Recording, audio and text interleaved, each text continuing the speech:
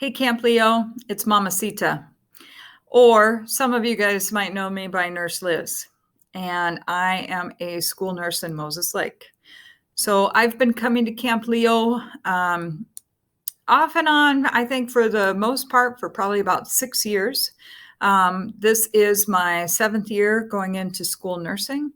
And I am so excited to be able to join you this evening to talk about Glacagon. So Glacagon can kind of be a scary thing, especially if you've never used it before, or you're a new diabetic or a new diabetic family, and, you're just taking in all that information for the first time, and, it can be a little overwhelming. So one of the things that I wanted to be sure to share is just a couple things about Glacagon to make you a little bit more comfortable.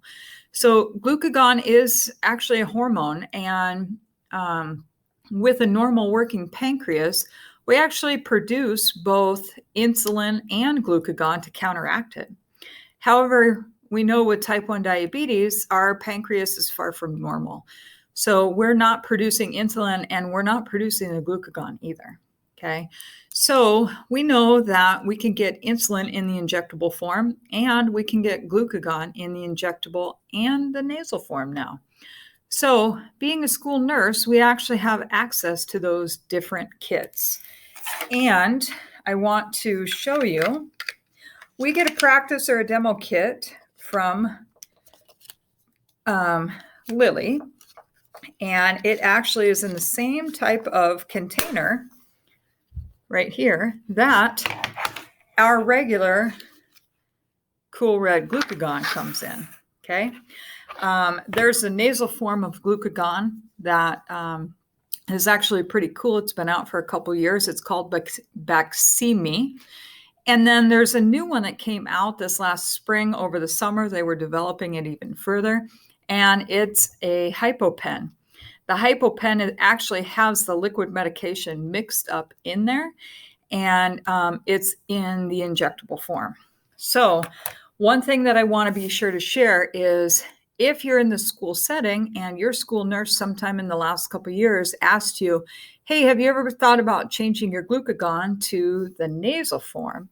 It's because in the school setting, we can actually train people to use that nasal glucagon where we cannot delegate that to if it's in the injectable form, unless it's a parent designated adult or you have a licensed nurse in the building. And I don't know about all the schools, but not all of them have a licensed nurse all the time. So it makes it really hard. So when you pull out your Cool Red kit, and I have this one, borrowed it from a student and it's expired. I encourage everybody, if you've got expired glucagon, to play with it, use it, mix it up, see how it works. The first time I used glucagon in the injectable form was actually a few years ago at camp. And even though I'm a nurse, I'm trained to do this stuff, I'm going to be honest, it scared me, but I wasn't scared until after it was all done. Okay. So when you have these two, you have the powder over here, and then you've got your liquid you use to reconstitute it. Okay. Now, I've already popped the cap off of this, and what you do is you pop the cap off of your syringe, okay? And just like drawing up insulin, okay? And you push all of that liquid into your vial, give it a little swish real quick, turn that upside down just like your insulin, and draw that out, okay? Now, you're going to have a few bubbles in there. We all know about bubbles. So give it a few taps. Make sure that you get all that excess out. Okay. And then the thing that you want to remember about glucagon, it should not be injected into a vein and it should not go in the muscle. Okay. So arms, stomach, thighs are good spots. Okay. And that's the same with the HypoPen.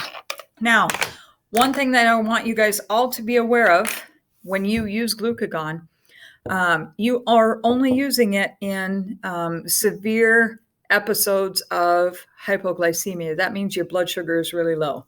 You're unconscious, you can't swallow, or you're having seizures, okay? So that's when you would use the glucagon or any other time that your doctor recommended it, okay? Now, some of you guys might have questions about a mini dose glucagon. And if you have questions about that, make sure that you're checking in with your doctor because there's specific instructions on when and how to use that. So you've given your glucagon injection. Now what? Well, sometimes some of the side effects of glucagon, nausea, vomiting, hives. You could have some swelling at the injection site. You could have a headache. So after you've given the glucagon, make sure that you've turned that person onto their side. That way, if they vomit, they don't aspirate into their lungs because we don't want anybody sick, okay? Now, you can choose to call 911 after you do a glucagon injection. That's what we do in the school.